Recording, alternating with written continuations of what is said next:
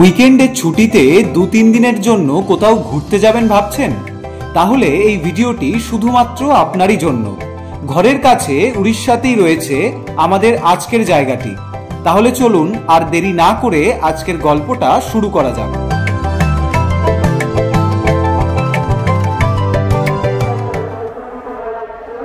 Howrah station থেকে রাত্রিবেলা 10:20 Sambaleswari express ধরে একদিনে জার্নি করে আপনাকে প্রথমে পৌঁছাতে হবে জগদলপুর শহর। রাত্রি 10টার সময় স্টেশনে নেমে প্রথমে একটি স্টেশনের কাছাকাছি ভালো হোটেলে স্টে করে যান। আমরা যে হোটেলে ছিলাম তার নাম এবং ফোন নাম্বার স্ক্রিনে দিয়ে রাখলাম। সোফা সেট বসার জন্য আমাদের এই হোটেলের রুম ভাড়া লেগেছিল 1500 টাকা। এসির ব্যবস্থা রয়েছে, এখানে টিভি। সকালবেলা ঘুম থেকে উঠেই প্রথমে গাড়ি করে বেরিয়ে পড়ুন জগদলপুরের অন্যতম আকর্ষণ চিত্রকূট জলপ্রপাত দেখতে যাওয়ার জন্য। ইন্দ্রাবতী নদীর ওপর তৈরি হওয়া এই জলপ্রপাত এক কথায় অসাধারণ।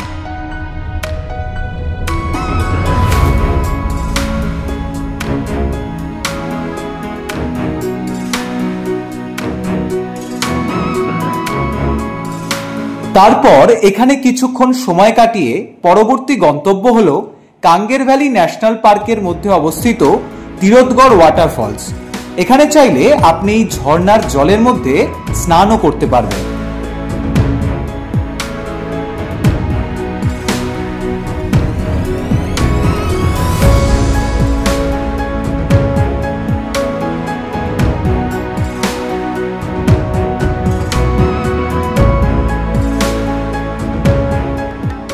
এরপর এখান থেকে বেরিয়ে গাড়িতে করেই ঘুরে দেখে নিতে পারেন দন্তেশ্বরী মন্দির এবং বাস্তার প্যালেস।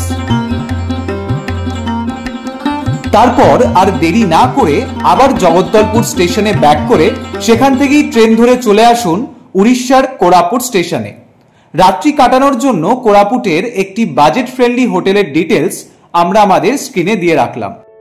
দ্বিতীয় দিন সকালবেলা ঘুম থেকে উঠে একটা গাড়ি রিজার্ভ করে প্রথমেই বেরিয়ে পড়ুন এখানকার বিখ্যাত ডুডুমা ওয়াটারফলসের দিকে।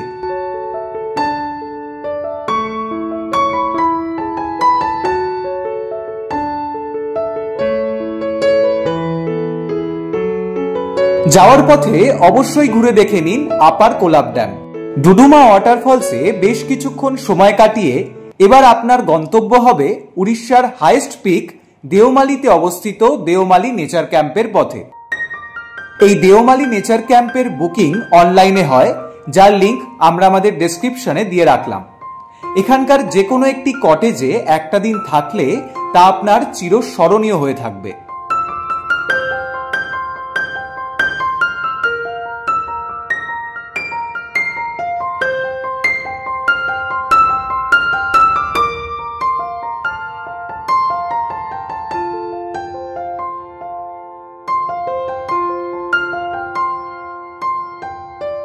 অসাধারণ, কিছু বলার নেই, অসাধারণ ছাড়া কিছু বেরোচ্ছেই না। মানে কি বলবো আর, এখানে আপনি আপনারা ভিউটা দেখুন শুধু। তৃতীয় দিন অর্থাৎ আমাদের ট্রিপের লাস্ট দিন সকালবেলা ব্রেকফাস্ট করে প্রথমে গাড়ি করে চলে আসুন রানী ডুডুমা ওয়াটারফলসের দিকে।